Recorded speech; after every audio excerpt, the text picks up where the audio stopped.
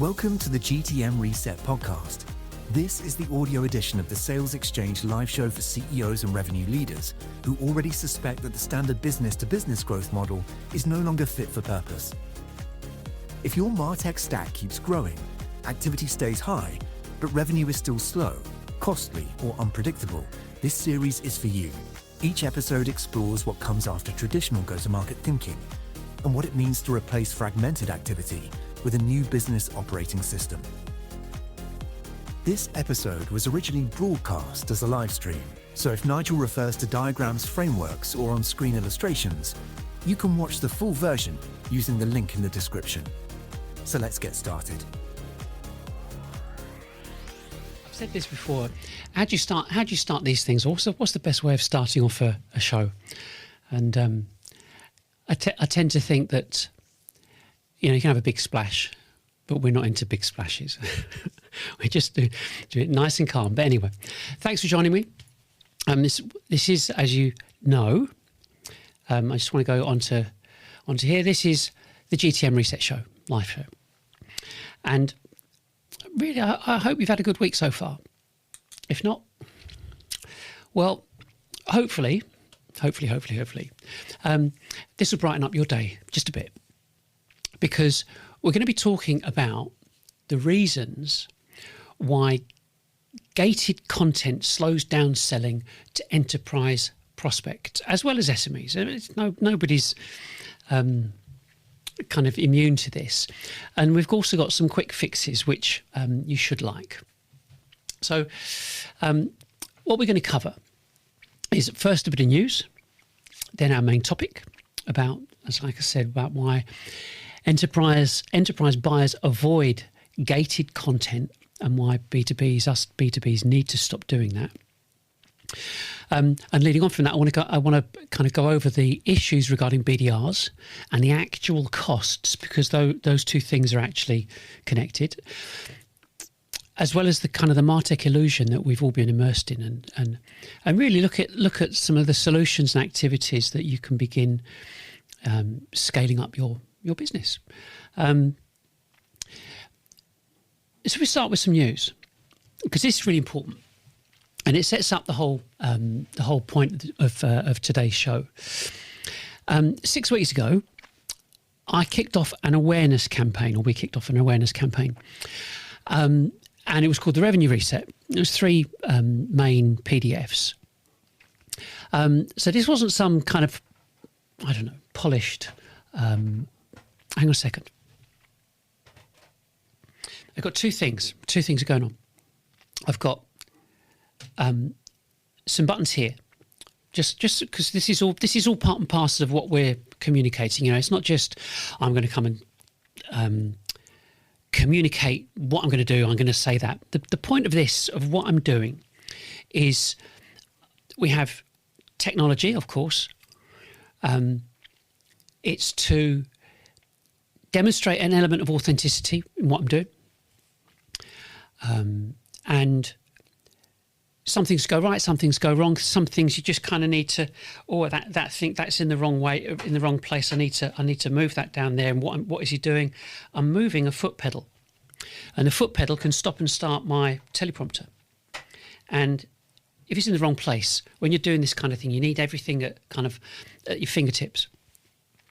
So I've got on in front of me, I've got laptop, I've got some other buttons which can stop and start, and I can do this and change what we're looking at and looking at the different kind of formats. And so it's like rubbing your tummy and patting your head, that kind of thing. So anyway, so when you see me kind of look around, I'm just trying to get things organised. But in your case, when you are doing it, excuse me, if you've got a couple of people having a chat, I would not expect either of those two people to be doing any of this. Somebody else would do it. So, but that's part and parcel of all what we're talking about. So back to the story. So we haven't got.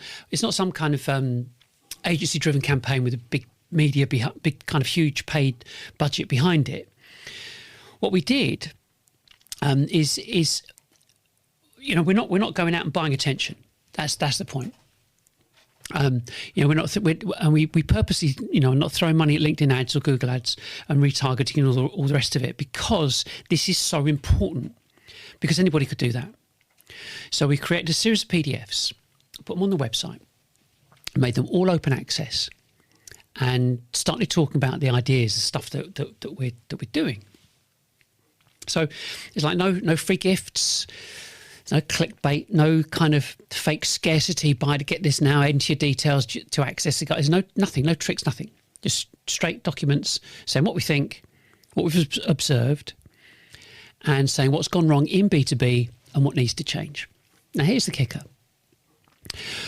We've had over 600 downloads. Now, what I'm going to do, I just need to just go on to Google Analytics, because if you look at this, if you look at this one here, that is a week. It's the 14th to the 20th. It's 223 downloads. And right now, if I just refresh Google Analytics on there,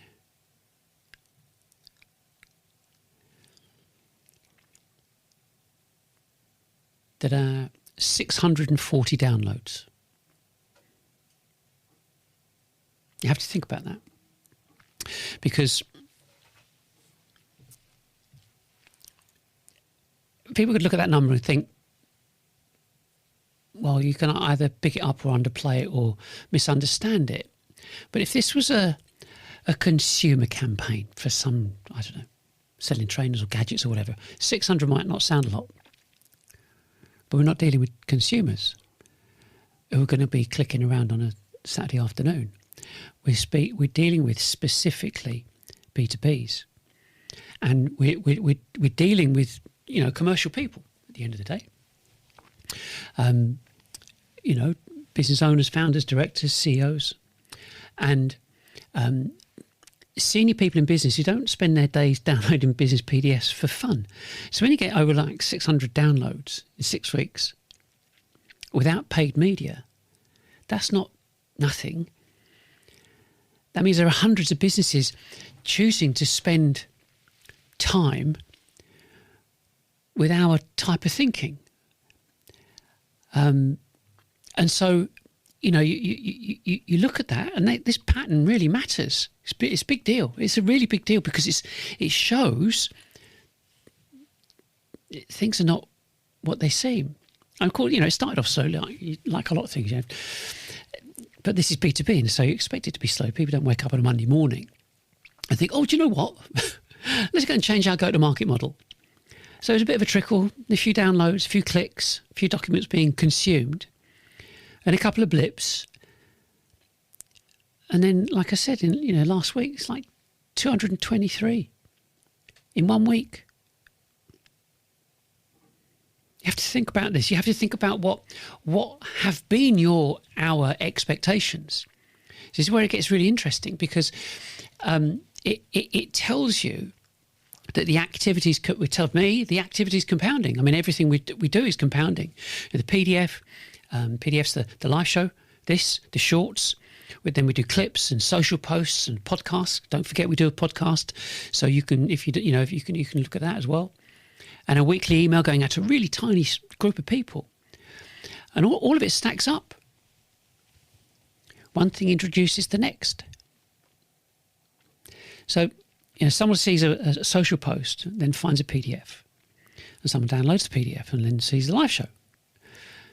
Someone watches a short, visits the site. Somebody listens to the podcast and comes back a few days later and reads the article. And this is how it genuinely really works. So it's not one dramatic leap, but it's like an accumulation of exposure. And, you look at this and you think, wow, okay. And that's where I think most B2B's got it wrong for years. I'm not saying you, it's us. We've all got it wrong.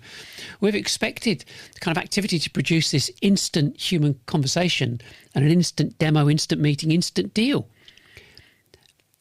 And everything's been judged through, the buyer should behave like a shopper standing at the till in a supermarket.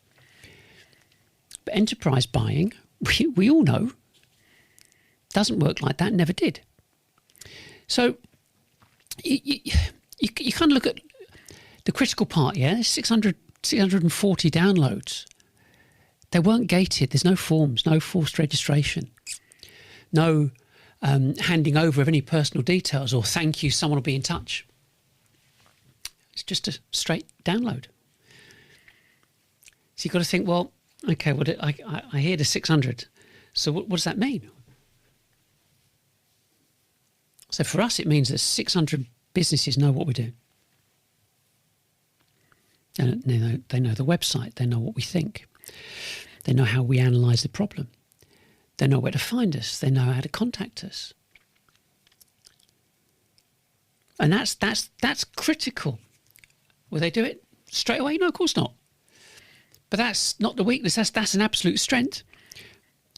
You have to kind of let go of this. The old assumption, the MarTech assumption, is that someone shows you some kind of interest, and you've got to capture. You've got to capture them immediately. You've got to put them in a workflow, score them, nurture them, and hand to someone with a headset and CRM platform. And buyers, I mean, especially CEOs, we don't want that.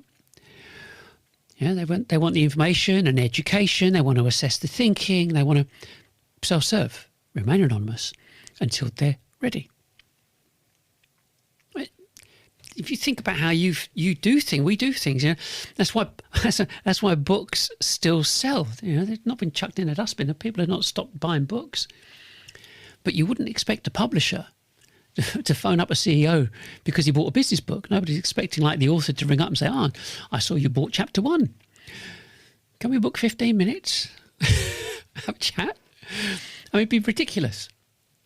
But that's exactly the mindset of what we as B2Bs have all adopted. So it treats every tiny expression of curiosity as a trigger for us to get involved. Some kind of intervention. Same applies to podcasts. You look at the kind of the podcast phenomenon. So why do people listen? Well, it's just entertainment, isn't it? Well, maybe.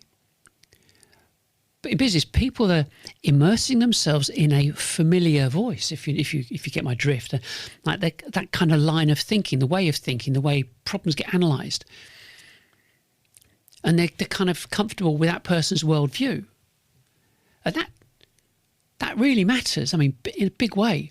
I mean, if you look at this, you look at TBPN. OpenAI just bought them. OpenAI just bought them.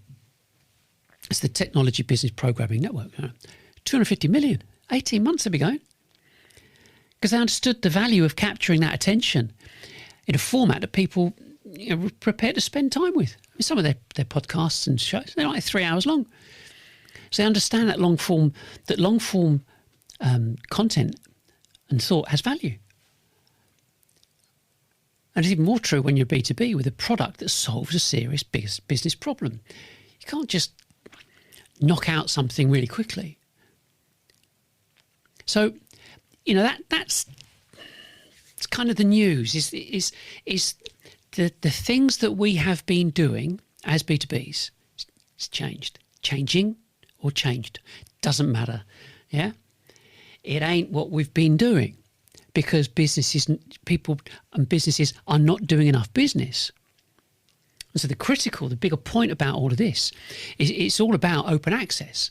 And if you understand this whole thing about open access isn't giving away too much. It's about building familiarity, credibility at scale. And that's exactly why today's subject matters, because once you see start seeing these download numbers, you see how people are actually behaving when the content's left open. You start to realise why gated content slows down enterprise sales.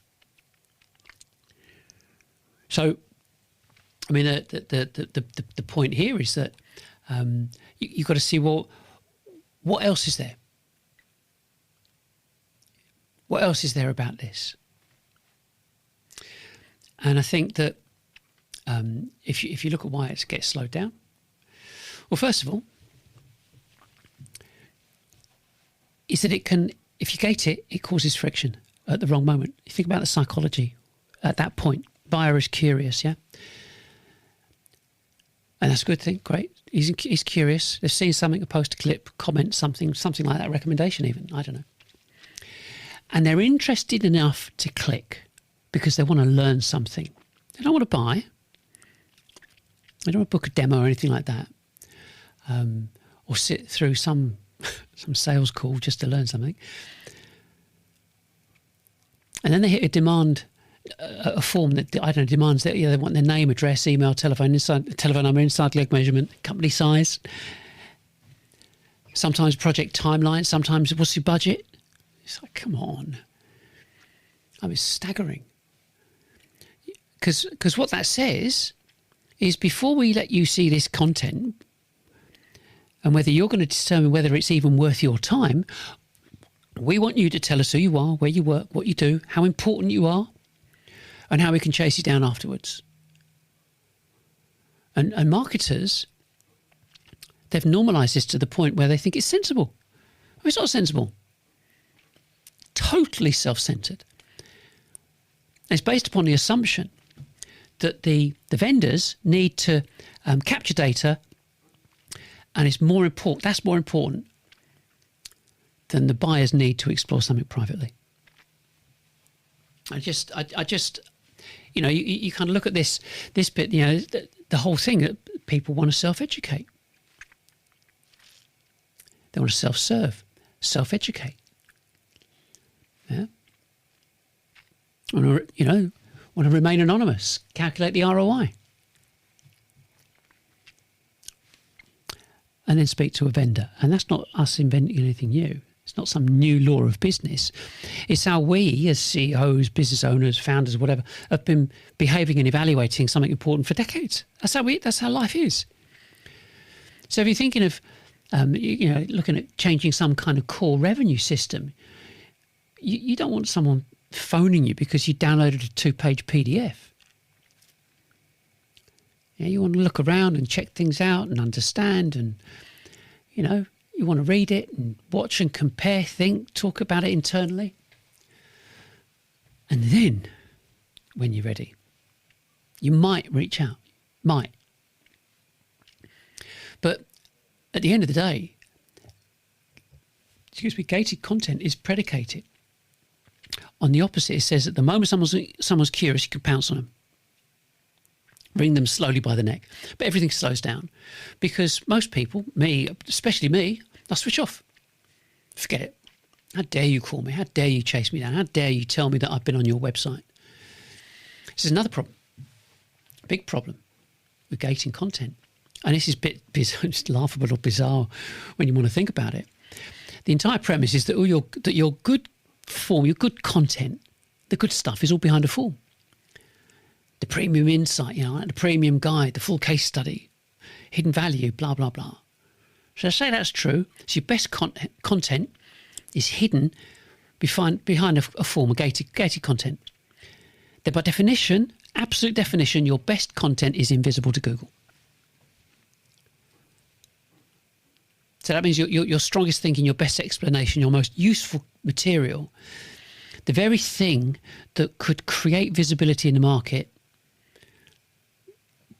can't be indexed. Yeah? It can't contribute to any kind of organic discovery in the same way. And it can't help people find you naturally. So the tactic defeats itself. So you hide your best material in order to capture a tiny percentage of people who are willing to surrender their details. And in doing so, you reduce your visibility of the one thing that could have helped you reach a wider market and discover you in the first place. I mean, it's proper counterintuitive, but that's what we've all been convinced to do for years. And then there's the whole kind of lead narrative. Person fills in a form. And suddenly it's called a lead. It's not a lead. It's name and address. It's just a name. Oh, okay, it might be a company name or someone curious. But it's only somebody who wanted a document. It's probably got maybe has no intention whatsoever of speaking to anyone this week, next month, next month. Who knows? But when that information gets inside the business, that becomes a lead, gets counted, gets reported upwards. CMO says, "Oh, we generated loads of leads from the website." Everybody claps. I mean, what's that? What on earth does that mean? And what does it do to the business? I heard a story. CMO, yeah. He said, "Oh, we've got 400 leads. All come through our gated content demand gen pages." And it was called up at sales kickoff as evidence marketing was working. You know what's coming next. Not one deal. Because the so-called premium content behind the form was scarcely more. I say scarcely. It was a teaser. The buyer had actually been conned into filling out the form for something of like zero value. So yeah, form got completed. Trust was reduced instantly, not increased. 3 paragraphs on the page, 4 paragraphs on the form. On the download. Another story, which is even worse, another CMO, 6,000 leads. An international SEO platform, 6,000 leads. Sounds blinding. But the salespeople who were supposed to benefit, and I knew someone who actually worked there as one of the sales guys, supposed to benefit this flood of information. Nobody got one deal from it. Nothing creating a pipeline, no revenue, nothing. So this is where you can very easily say, leadership gets misled. This whole marketing, MQA, marketing qualified lead logic, all that kind of stuff. And if it's not marketing qualified lead gen logic, form fill logic, all of it creates the impression of progress, and everyone's like happy days. Oh, look, the numbers are going up. Activity is visible. Look at the dashboards. They're great. But the buyer has not moved any closer to trusting you than before. No additional conviction in anything that they've seen or done. It simply got shoved into a system, and us as CEOs and buyers can feel that. We sense it. We can see it, straight away. You look at what people are doing now. Yeah. The layer on the kind of like the current environment, and we've now got AI dialers, AI written emails, AI scraping tools, reverse IP lookup and intent platforms, and all these automated sequences. All these businesses are looking to hunt down browsers, and it all signals the same thing in the market or to the market. We're more interested in extracting your data than respecting your buying process as an individual. And who actually benefits from that extracted data is marketing and not sales, definitely not sales. So that's why the gated content slows down enterprise sales and SME sales, not because the forms are evil in themselves, but because they reveal what's wrong with the mindset. And they say, the vendor's impatient. They say, but the buyer isn't. And that's where you've got these like two tempos. They just collide. It's like slows down or stops.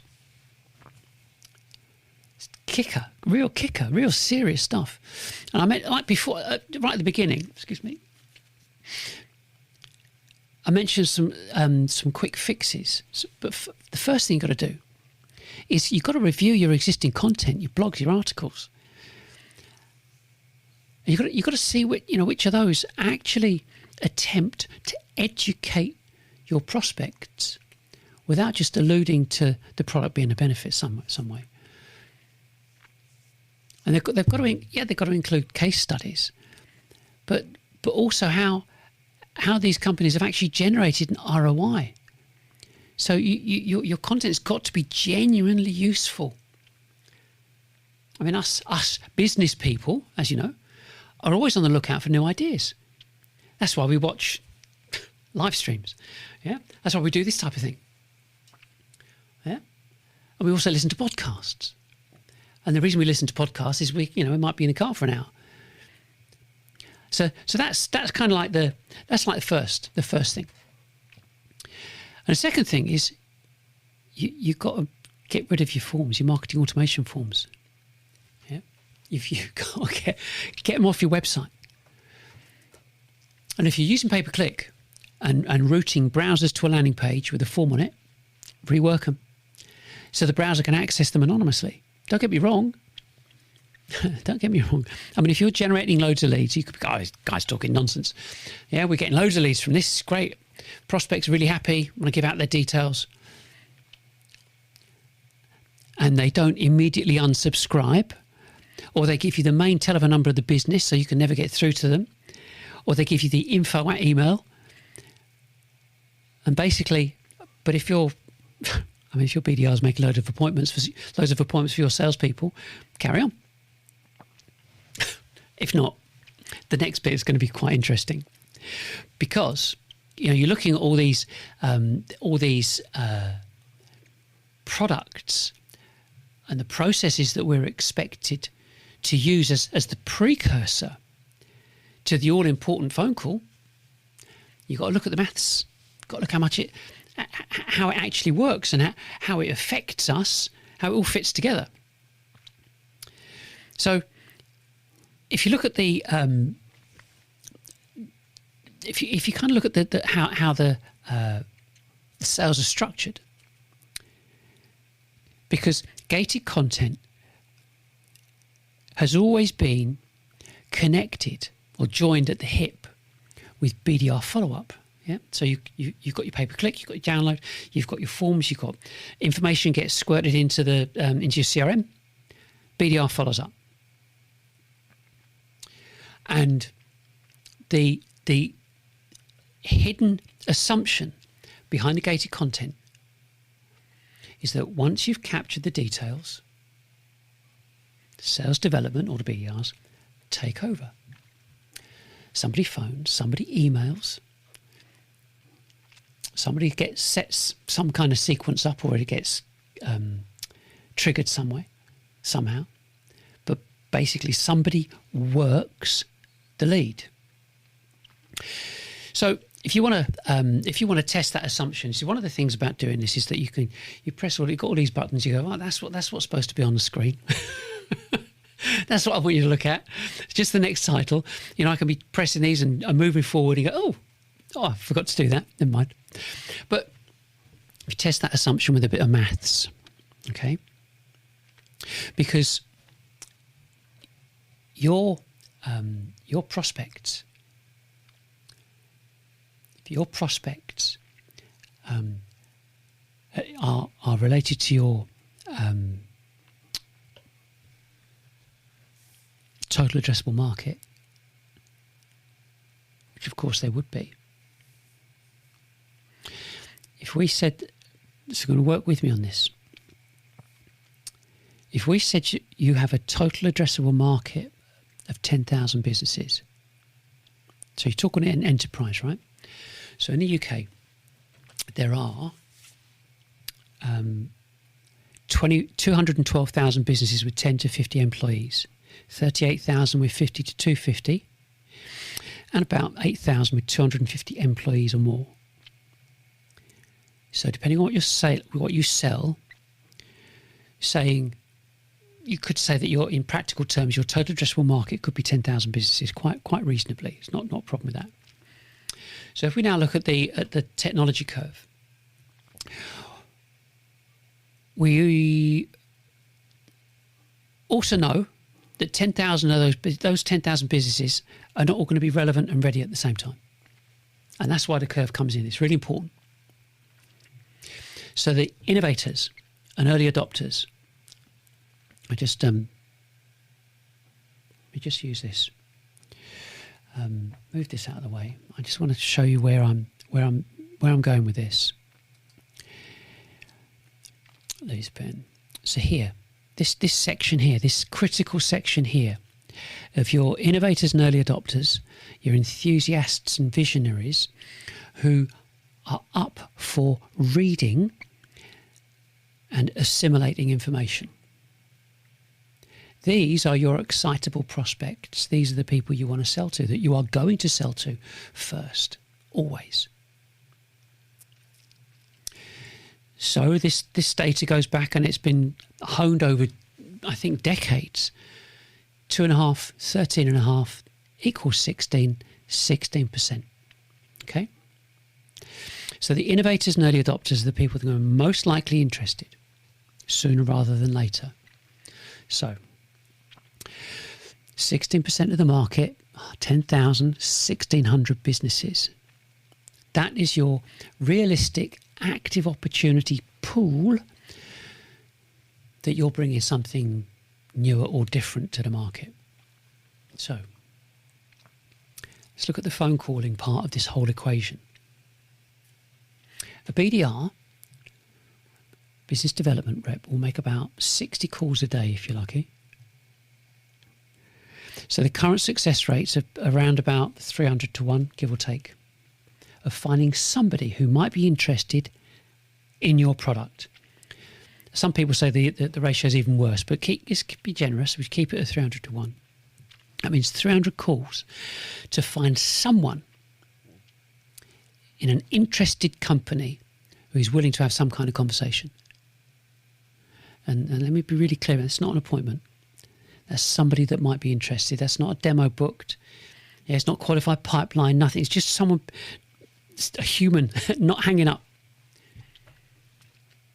So if one BDR were trying to work through an active 1,600 potential buyers, how long would that take? 33 years. 33 years.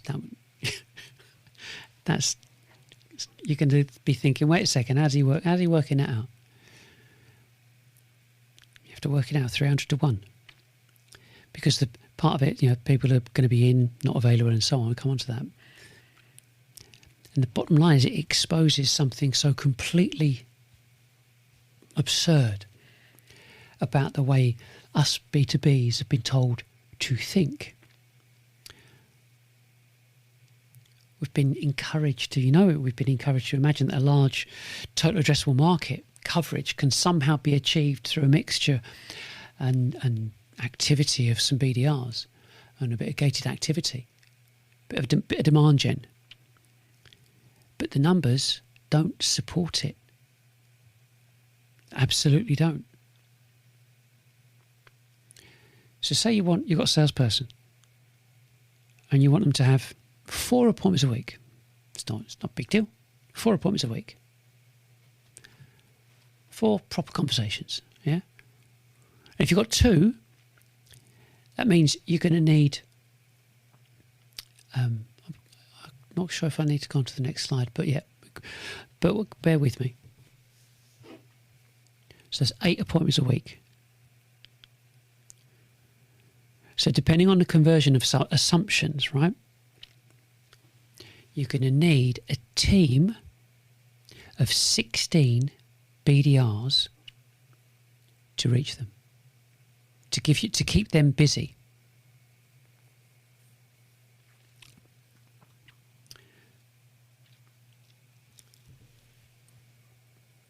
You have to, it should stop everybody in their tracks. Should stop everyone thinking, wait a second, 16 BDRs, you've got to be kidding me. Salaries, national insurance, order management tools, CRM seats, dialers, data recruitment, training, attrition, office overhead, or remote overhead. You ain't getting much change out of $1 million just to keep 2 salespeople busy with meetings. So the bit that people haven't kind of joined up is that they're kind of blinded by this activity and the calls made and the emails sent and all the leads, supposed leads, sequences run and all the kind of, but the core economic reality is dreadful. It's jaw dropping. And just jaw dropping inefficiency. All to achieve. This is interest. This is kind of the interesting element. All to achieve something that broadcasters solved decades ago, because they're looking at audience thinking, the word audience, not prospect, audience. And we both know sales has always been a numbers game. We know that. Broadcasting, always been a numbers game. Advertising, always been a numbers game. The difference is that B2B never joined those numbers up properly. Broadcasters began measuring audience size and frequency, response and performance, all that kind of stuff. And B2Bs measured the cold calls, the marketing qualified leads, the CRM stages.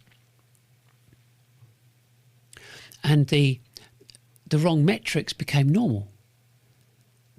So what percentage of your TAM actually know you exist? Yeah? Of that total addressable market, do you think they know you? Do you think they actually know about you?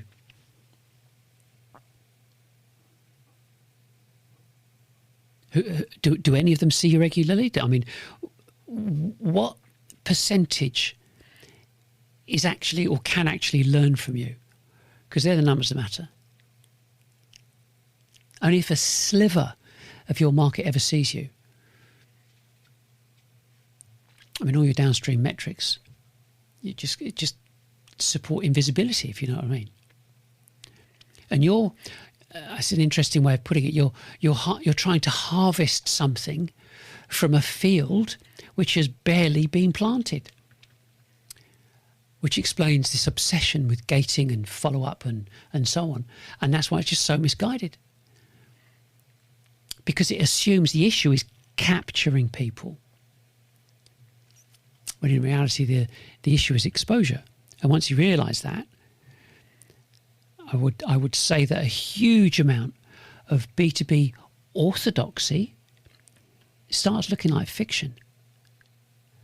Because manually telephoning your way across a total addressable market and hoping like demand gen, lead gen, ABM, pay-per-click is going to make a difference, it's not a strategy. It's just coping. And so I think that you look at the illusion. I mean, it is definitely an illusion. Because you look at what's on offer.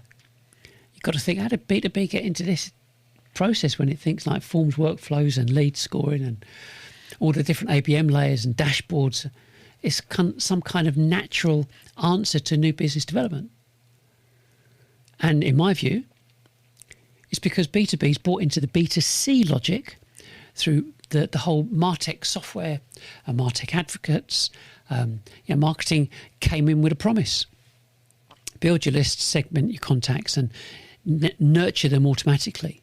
Score their behaviour, push them along a journey down a funnel. And it all sounded really sophisticated, sounded kind of digital and modern, because it's all software driven. And people assumed it must be measurable and therefore it must be right. But the examples that have been used to legitimise these were consumer-based or B2B to C. Like any of the big tech companies. You think that they're B2Bs, but most of the biggest markets are consumers. And also environments like insurance and travel, automotive, kind of broad volume transactional markets. Like I said, even with some tech markets. But they're kind of really, they're selling into like, it is the consumer buying dynamics. But enterprise B2Bs, it's not like that. But still, once the platforms are in, that whole culture started to wrap around the tech. And that the content became a means of getting hold of details and information. And websites, they're there to collect information. And marketing teams became operators of software. And so when that kind of promise started to fail, underperform, the industry did what industries often do, which is they invented another layer. and that other layer was ABM. So when a CEO would say, this automation thing doesn't seem to be delivering, the reply was not, maybe the strategy's wrong or the core premise is wrong. The reply was like, are you using ABM? And at the time, this was back like 2016, the CEO would say something like, what? What are you talking about? And so the CEOs and businesses were saying, we not only need the content for the campaign, you also needed to communicate to every single stakeholder in that account as well, not just content for that potential prospect. So it wasn't one or two people. In some cases, it was like up to 19 people, 19 stakeholders. And so then you get things like this with your funnel. We've all seen them: top of the funnel, middle of the funnel, and so on. It's nonsense, because this is the propensity to the marketing love. we love an infographic, don't we? So they knock out these infographics. You go, look, top of the funnel, middle of the funnel, bottom of the funnel. Less than 1% of people that go through the funnels actually convert.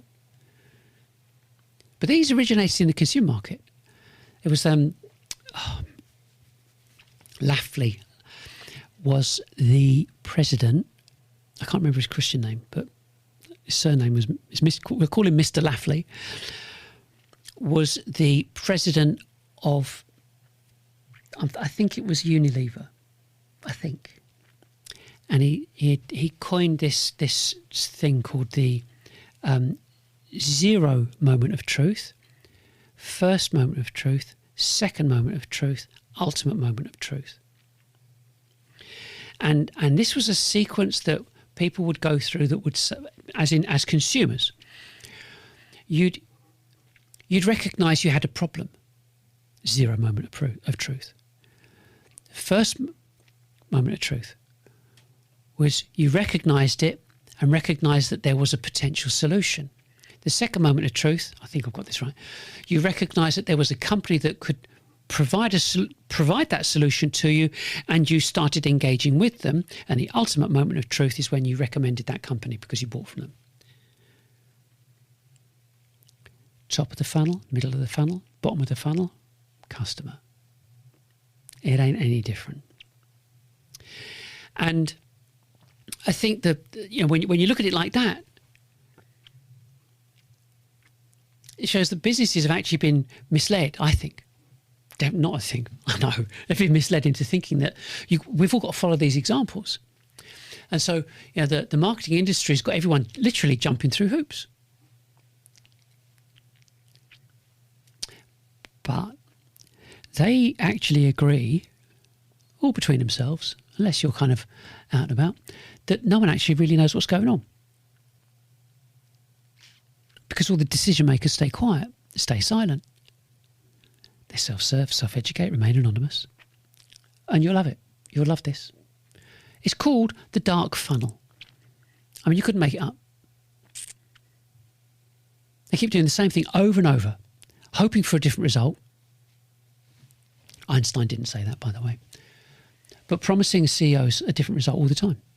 Whilst between themselves, within the industry, they know there's a problem, but they don't know how to address it.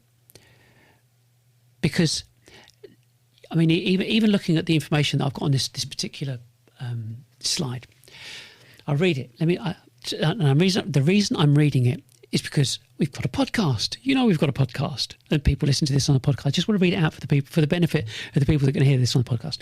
So it says B2B still rely on demand lead gen, ABM, pay-per-click, and cold calls. Less than 1% convert.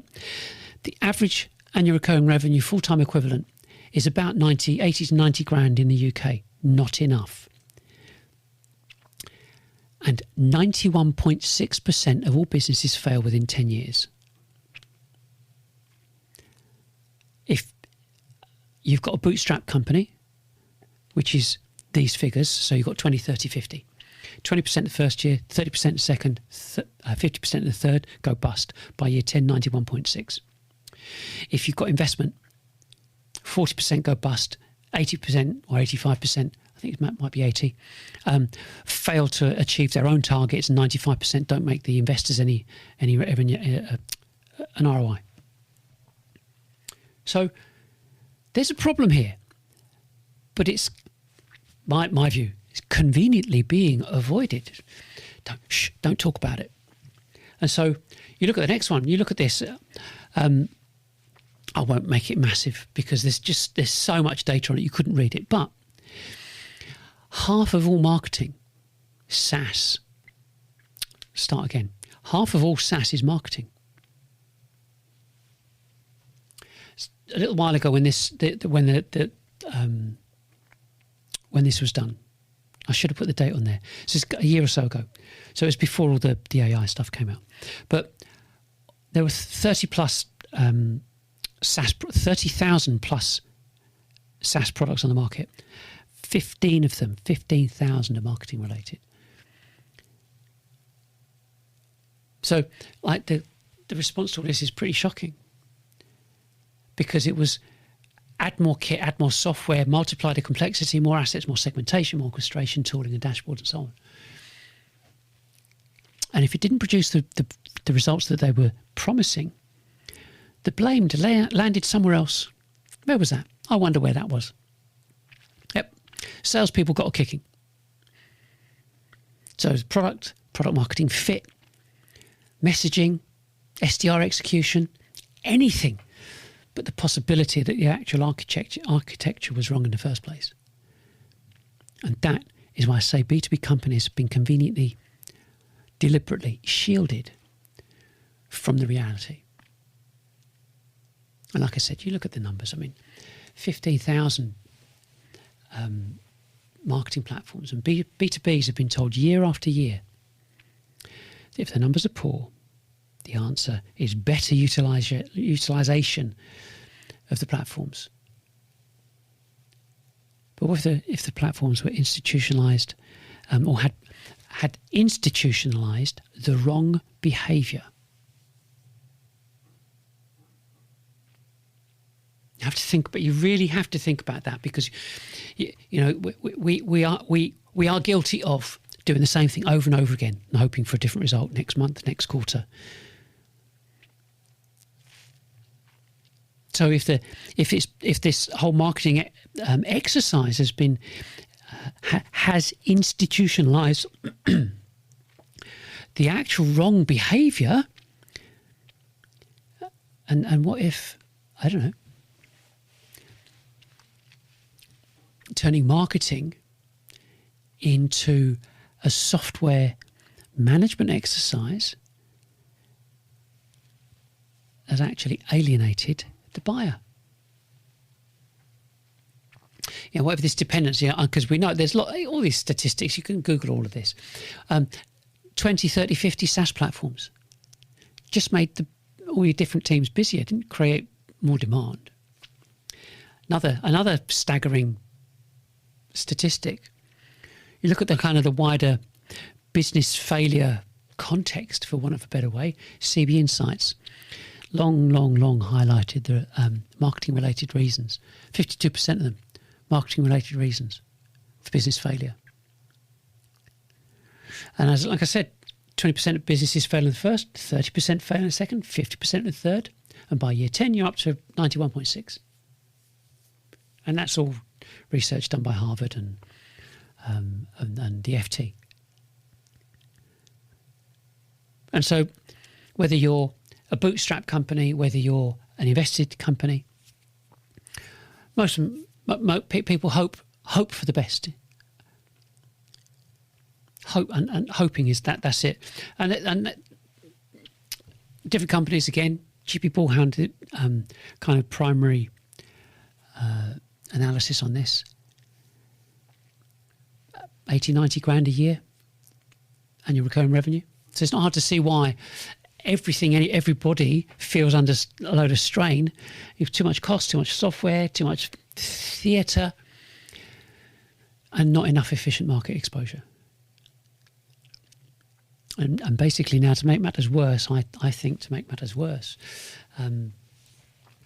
you've got this AI emails and calling, AI calling, enrichment software, sequencing at scale, which means the market is now being told we can't even be bothered to get real people involved. We'll just chuck AI at it, and it's going backwards. And so, we are human. People buy people; they always have, and basically, we want this experience because we get body language, we understand it, but it's all kept in the dark. And voice matters. Think about voice. I mean, we know instinctively, politicians have voice trainers. They've been doing that for decades because the human being on a screen either builds trust or repels it. In my own view, if it is live, like this is, it does look and feel authentic, kind of warts and all. But if it's over processed, and can come across as being fake, people sense it. Sense there's something being hidden because you wouldn't be picking up a bottle and going, oh, I don't want to make too much noise there or whatever. You wouldn't do it because you want everything. Everyone wants everything to be perfect for that video, that perfect delivery, and that's why we can all recognise when it's when you've got an AI video, perfect skin, perfect background, perfect everything, and you look a bit closer and go, no one looks like that. So what are they hiding? I'm just having a drink. People don't do that on video.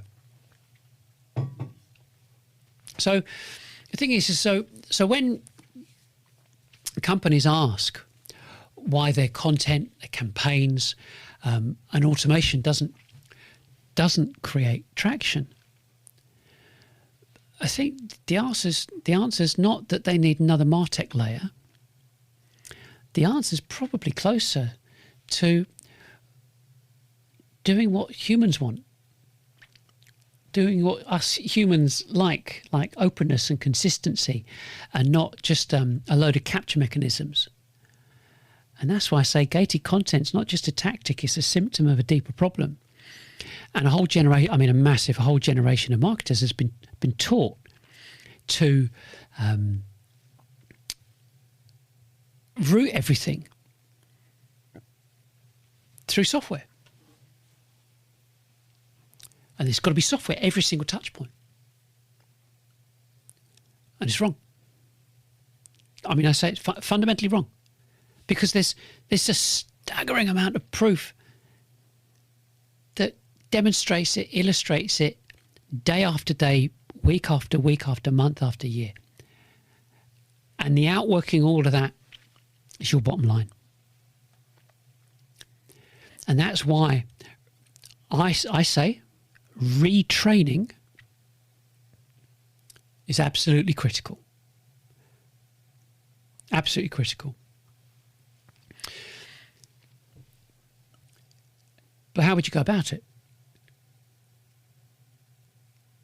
Because you've got to look at attempting to retrain an entire go-to-market teams. Where would you even start? The simple answer is that the people involved have to start thinking differently, not superficially different. It's not a matter of like tweak this or tweak that nurture flow or that that funnel element, but they've got to think kind of fundamentally different. And they've got to start from the premise to understand what's gone wrong and why it's gone wrong and what the buyer behaviour actually looks like and why self-education, anonymity, and why all of that matters, and I suppose why total addressable market visibility matters more than lead count, and why exposure has got to come before engagement. And the thing is once that kind of logic lands with people, and they can see that, they can start to see, I can see where this is leading. I'm starting to get it. And that's why we created the salesXchange course. There's I like this. I've always liked this. You never change things by fighting the existing reality. To change something, build a new model that makes the existing model obsolete. I haven't got my hand on my face just because he has. I take that away. But Buckminster Fuller. Yeah. And the thing is that what are we looking to do? We're not just looking to flog a bit of software. We're saying that there's a different way of doing things completely, because the other one it should be obsolete.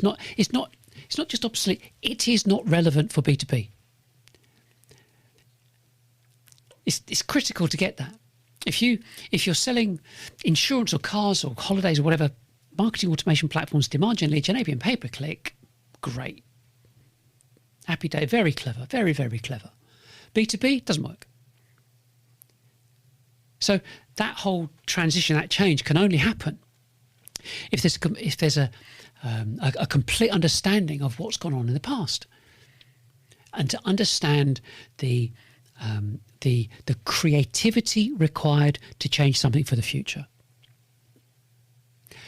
And so the first thing, the course, of course, is going to be my first recommendation. Not because I'm just trying to put a product pitch in this, because I can do that anyway, but because businesses don't need another random tactic. They've got to understand, or they've got to have a catalyst to change the existing understanding across the board. Otherwise, they'll buy infrastructure through some kind of ideology or lens that the old assumptions are there, which will just create the same problem again. But with these kind of tools, what we've seen in the past, we know that's how we keep doing things. We keep do as you're told. I've bought this as a CEO.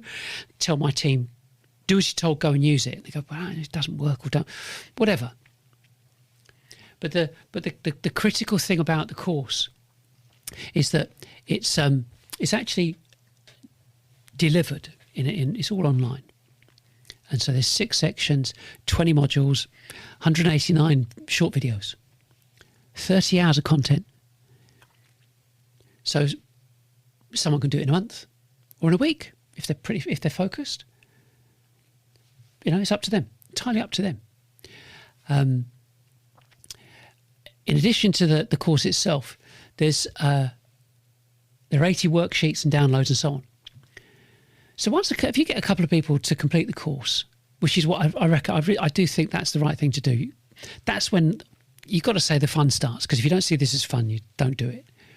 They can bounce ideas off them, and they've got worksheets and content and loads of stuff to help guide them. So they're not starting from scratch. They've got everything they need. But the most important thing about this is that they can see the waste. They can see where exposure's been too low. They understand why they would need hundreds of prepared graphics and assets and text assets. I am talking hundreds and hundreds. There's a reason behind that. And also why something like this, weekly live environment engagement, changes the game, completely changes the game. Because it enables 10, 20, 50, 1,000 people to get to know, like, and trust you. So it's really important for everyone to understand why open access documents are important, the clips, the podcasts, the shows and so on, all of that stuff. It's not content marketing in the old sense, but part of it's an operating model or operating system, which is what we've got. Yeah. And I think I said about a couple of people doing the course. I would say that the CEO and maybe the VP of sales should do the course first. But if you've got a genuine, you see where I'm going with this. If you've got a genuinely open-minded CMO who thinks entrepreneurially rather than defensively, then great, include them too. Definitely. But to be honest, most marketers have been trained down a path where MarTech isn't just a set of tools, but a SaaS. It's a belief system or a religion even. Yeah. So expecting their immediate acceptance might be met with a bit of resistance. I don't care. Say that quietly, because it's what's needed. But the course itself is an important part of the process, because it's the reason it's so important. Transformation. You may have heard these before. Transformation fails. Lots of transformation processes fail, but we're not looking at putting in tens, hundreds, thousands, whatever, different laptops or iPads or whatever. Yeah. This is different. This is just a restructuring of what. So it's transformation or restructuring. It doesn't matter what you call it. But if a business just tries to put the product, the foundational structure in without in kind of internal alignment, it's going to mean that one person's got half the picture and the other person's defending the past 20 years. And marketing will be trying to justify what it's bought and what it's been using, and sales is still frustrated. And then leadership goes back to the same old, which is hoping that there's some kind of silver bullet. And that combination is unstable. We can't have that. So what needs to happen first is you need to have this proper buy-in through genuine understanding.